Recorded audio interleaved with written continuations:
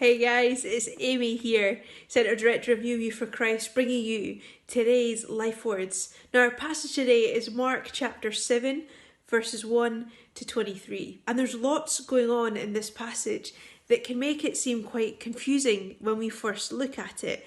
See, there's a few different things that Jesus is confronting head on, all to do with ideas about what are we actually following, God and his rules, or perhaps are we more interested in some of the other traditional things that have grown up around our faith?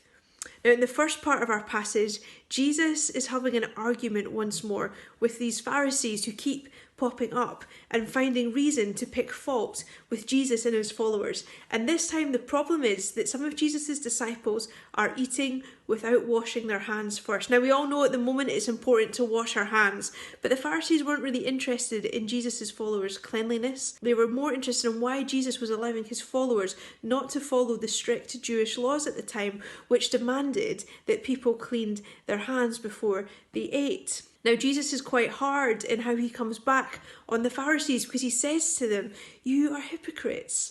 You're more worried about some of these rules than on what the law actually says." Jesus says, what's more important to you, following the commandments or some of these other things that have grown up round what we think?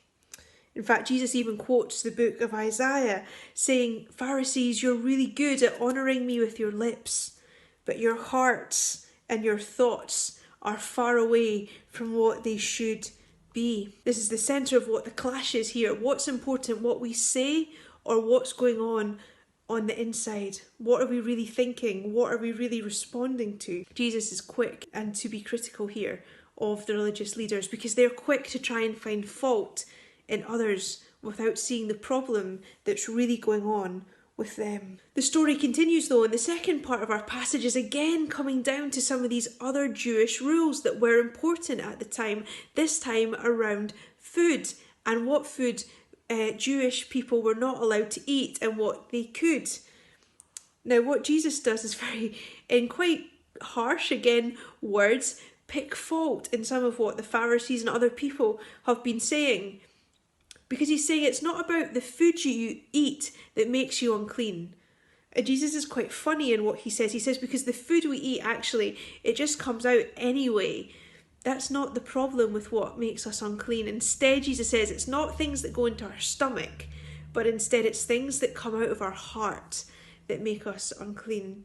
Some of our actions, some of our thoughts are what is our sin issues, rather than whether or not we eat certain kinds of food. For Jesus says it's what comes out of our hearts that is the problem.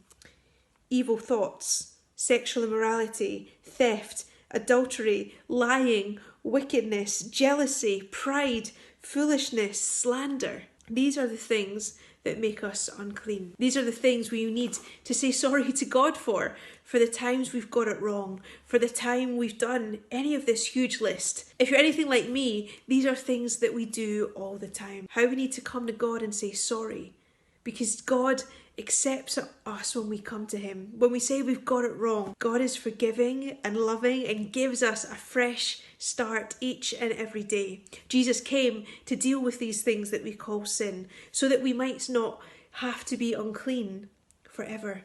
But instead, in Jesus, we come to him. He takes away the wrong things that we've done and gives us a fresh start, so that we can be clean and made righteous before God.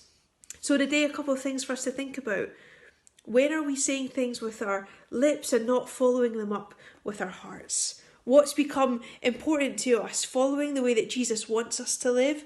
Or have we got sidetracked by some of the other, maybe traditional things that have grown up in how we practice our faith? And actually, do we need to think again about the times where we get it wrong?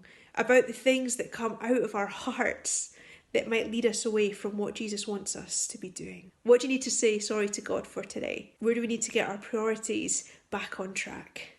And how can we all learn to follow God more in the way that he calls us to do so?